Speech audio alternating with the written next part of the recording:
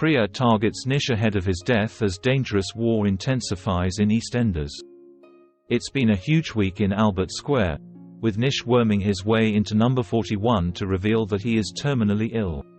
With a history of his scheming ways behind them, it was understandable that absolutely nobody believed his claims until he was hospitalized. Earlier this week, we saw him get down on his knees and beg for their forgiveness, but they weren't having any of it, which resulted in him returning to his sinister old tricks.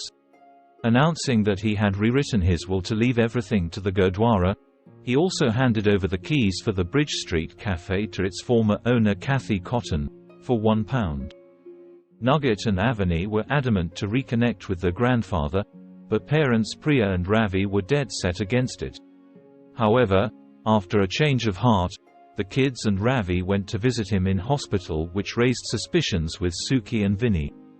Before long, in another curveball, Vinny suddenly decided to forgive Nish, but it was revealed to be part of a much bigger plot to get his hands back on the business assets that were originally left for him.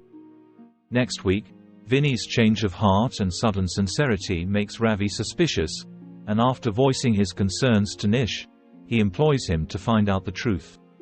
However, after a few questions, he resolves that Vinny means what he says. Meanwhile, Priya is equally as confused by their reconciliation and tries to fish for information, but is unsuccessful.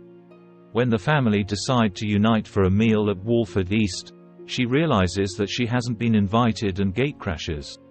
Ravi insists that she butts out and stops ruining his chances of spending time with his dad in his dying days. Furious at his behavior and confused about the clan's quick turnaround of feelings, she accuses them all of trying to manipulate him. Has she ruined everything? Các bạn vừa theo dõi một sản phẩm của OK Spoiler. Xin chào và hẹn gặp lại các bạn video tiếp theo.